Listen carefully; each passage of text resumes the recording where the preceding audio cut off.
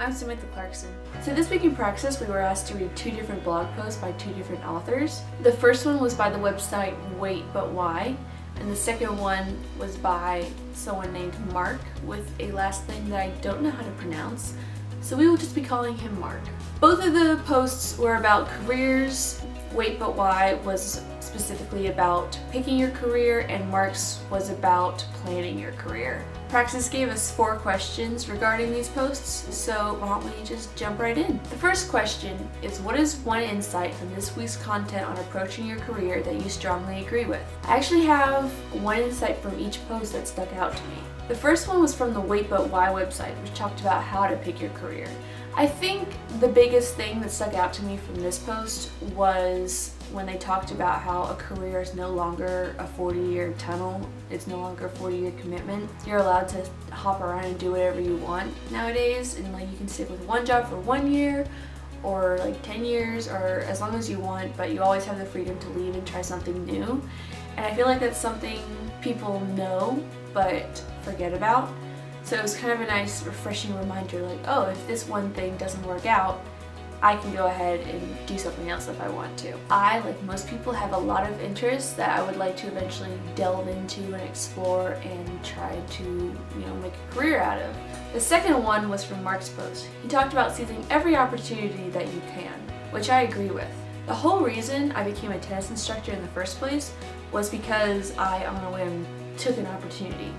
I was offered a position as a tennis apprentice, which was unpaid but would still, be basically work. And I was kind of unsure about it, both because of the commitment and because I wasn't going to get paid for it, and I could be doing a job that I was getting paid for it. But tennis is something I enjoy kids. So one time my mom and I were dropping my brothers off for a tennis lesson with the instructor who wanted me to work for the summer. And on a whim, I rolled down the window, stuck my head out in one arm, and said, "I accept the position of a tennis apprentice!" And she went, "Yay!" Yeah, if I hadn't taken that apprenticeship, I never would have become a certified tennis instructor. I wouldn't be at a job where I am now and having a good time. So definitely seize every opportunity that you can. The second question is, what is one insight from this week's content that you disagree with or feel like doesn't apply to you? The main thing I read that I won't say I necessarily disagreed with, but I definitely felt like it didn't apply to me, was from Mark's post. He talked about how the best degrees to have are in engineering, sciences, physics, chemistry, and he gave a whole list of reasons as to why these degrees were useful. Of course, I've never been to college and I've never really been interested in any of these areas, so I can't really say if Mark's necessarily wrong about why those degrees are useful, but I can say that they don't apply to me because I've never been interested in those fields.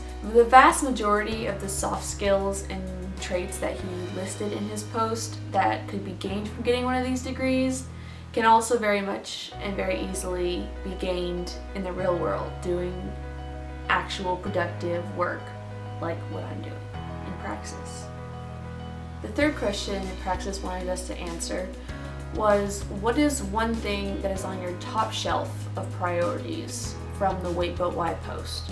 Basically, we're supposed to rank our priorities from top shelf as in top priorities and go down till it's the lower shelf. They did not say in the question whether or not they want it to be a big picture priority or a small specific priority. So I'm going to give you 2 examples. First one's going to be my big picture top priority, and the second one is going to be the temporary priority that will probably be prone to change eventually.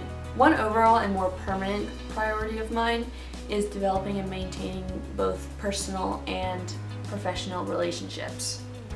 Having good friends and having a useful professional network are both things that will help me in the future, so I'm definitely interested in keeping up with the social side of things. One of my more specific and temporary goals is keeping up with Praxis and doing well at it. Obviously, in the year, it'll be over and I'll be going on to new things, and therefore it will be replaced with something else. But as of right now, for the next year, that is my main priority.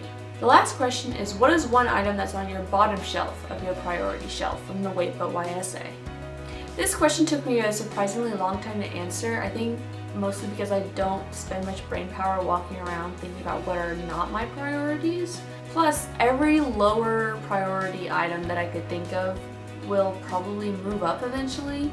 I think I have to say that one overall priority that's definitely going to stay on the bottom shelf is learning anything technical and learning like anything sciencey or having to do with engineering.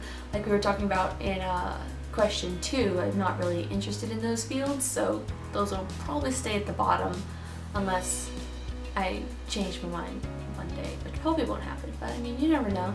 A more temporary bottom shelf priority I think would be traveling, because that's something I want to do eventually, but for the next 6 months I'm going to be at home doing Praxis and working, and then I'm going to make one big move, and the next 6 months are going to be spent at my apprenticeship at a startup company. So can't really do much in the terms of traveling outside of what has to be done. I hope this video gave you some insights into my life and the way I think and my priorities in my career. If you'd like to reach out to me, whether about working together or you want to just talk about something I said in this video, go ahead and go to the contact me page on my website and shoot me an email, and I will email you back as soon as possible.